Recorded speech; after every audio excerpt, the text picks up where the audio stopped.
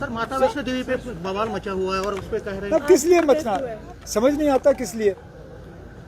जब असेंबली ने bill pass किया जी माता वैष्णो देवी यूनिवर्सिटी को एस्टैब्लिश करने के लिए, उसमें मुझे बताइए ना कहाँ पे लिखा था कि एक मजहब के लड़कों को या लड़कियों को उससे बाहर रखा जाएगा।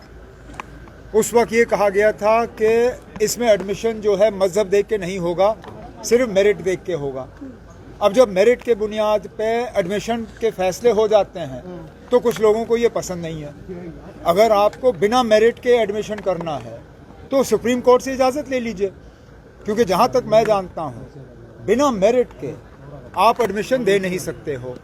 और यहाँ मेरिट को एक तरफ रख के सिर्फ मजहब देख के जो है एडमिशन के फैसले लिए जा रहे हैं, जो कि कम से कम जहाँ तक मैं जानता हूँ हमारे मुल्क के आईन में इस बात की इजाज़त नहीं है।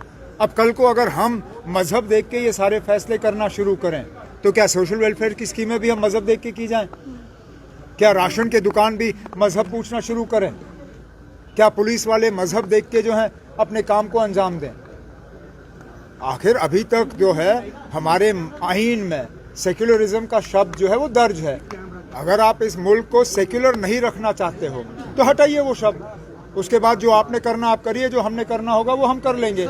लेकिन मैं फिर इस बात को दोहराता हूँ, बीजेपी को शायद अब सुनील शर्मा को आए हुए चंद ही दिन हो गए, उन्हें वो असेंबली का जो एक्ट है वो निकालना चाहिए। वो रिकॉर्ड में होगा, असेंबली के रिकॉर्ड में होगा। एलओपी हैं असेंबली के सेक्रेटरी से, वो रिकॉर्ड मांगे और देखें ना जो बिल पास हुआ है उसमें कहीं पे ये दर्ज हुआ है कि मजहब देख के जो है सीटों का बंटवारा होगा। उसमें सिर्फ और सिर्फ मेरिट के बुनियाद पे सीटों का फैसला होना था इम्तिहान के बाद। अब इन बच्चों का क्या कसूर है अगर मेरिट जो है इम्तिहान में ये आगे आ गए? मेहनत करिए और इम्तिहान पास करिए और एडमिशन हासिल करिए। अब कैसे अश्योर करोगे ना? तो फिर आप सीधा कहिए ना कि माता वैष्णो देवी यूनिवर्सिटी और माता वैष्णो देवी अस्पताल।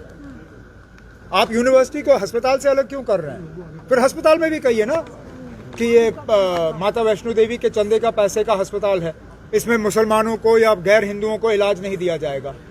कहिए हम वहाँ इलाज को है कराना बंद करेंगे।